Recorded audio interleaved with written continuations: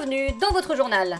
À la une des derniers jours, le groupe Lyot a déposé une proposition de loi pour électrifier les dessous de table des restaurants afin d'éliminer graduellement toutes les personnes qui y collent leur chewing-gum.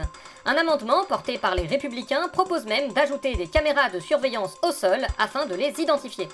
Intelligence artificielle, le patron de l'entreprise Oracle prévoit de supprimer des milliers d'emplois pour financer ses data centers.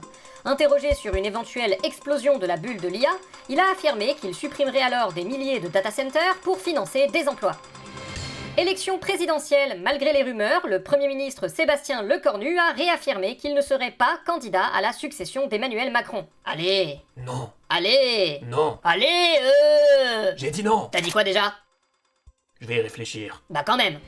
Prix de l'essence, l'une des conséquences de l'instabilité géopolitique internationale actuelle est fatalement l'augmentation du prix à la pompe qui touche aussi les Français.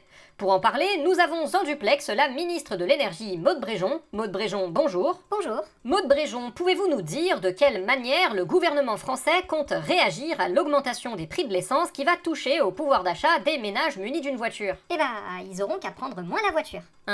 Et vous dites ça aussi aux habitants des campagnes qui n'ont que ce moyen de transport, même pour aller faire leurs courses, vu que vous n'avez rien fait pour lutter contre la désertification des bourgs et développer les transports en commun? Eh bah, ils ont qu'à acheter une voiture électrique. Une voiture électrique qui coûte bien souvent plus de 20 000 €. Je sais que pour vous c'est l'équivalent d'un SMIC, mais tout le monde ne peut pas sortir cette somme facilement. Eh bah, ils ont qu'à demander la prime pour l'achat d'une voiture électrique. Prime qui ne couvre qu'une portion du prix, donc vous ne réglez pas vraiment le problème. Eh bah, qu'ils mangent de la brioche. Ils ont sans doute plus envie de manger les riches, mais soit. Guerre en Iran, malgré le conflit, les bombardements et le désaveu populaire, la République islamique persiste et signe en nommant le fils même d'Ali Ramenei, Mojtaba Ramenei, guide suprême en lieu et place de son père. On en parle avec le principal intéressé dont il s'agit de la première interview exclusive. Mojtaba Ramenei, bonjour. Bonjour. Et c'est la fin de notre interview exclusive. Et pendant ce temps-là, dans un certain parti, on tente des trucs et on innove. Alors, vous les avez? Vous les avez? Dites-moi que vous les avez. Oui, Marine, on a tout, heureusement. Vraiment? Tous les ingrédients? Tous les ingrédients. Loué soit le Seigneur, on va pouvoir commencer. Dépêchons-nous, il ne reste plus qu'une semaine avant les municipales. Alors, une pâte de lapin, un bijou d'un temple maya, une pincée de sel et bien sûr un billet de 500 €. C'est parti. Qui ose troubler mon sommeil? C'est nous, ô puissants démons! Et pour quelle raison avez-vous cette outrecuidance? Nous avons besoin de votre aide. Nous vous proposons un pacte. Nous vous supplions de nous aider. Sachez que cela vous coûtera une partie de votre âme.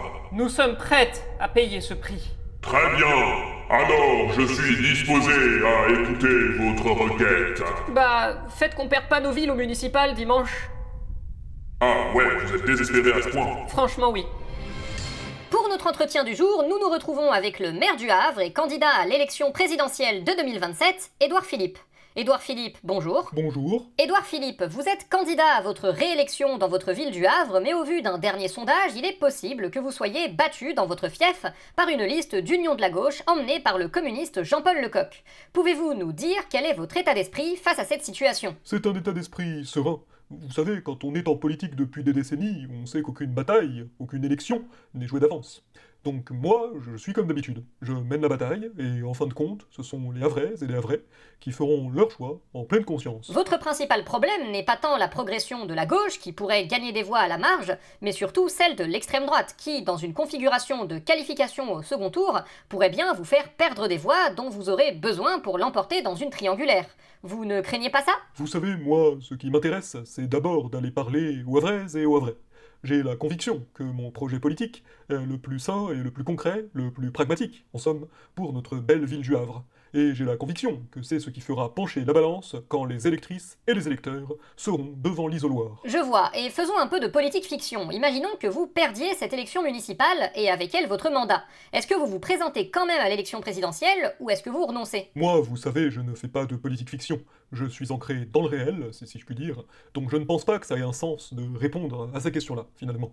Les choses se passeront comme elles doivent se passer, et on verra à ce moment-là. Il est vraiment un profil honnête et intègre dont nous avons tous besoin. Nous vous souhaitons une soirée. À bientôt.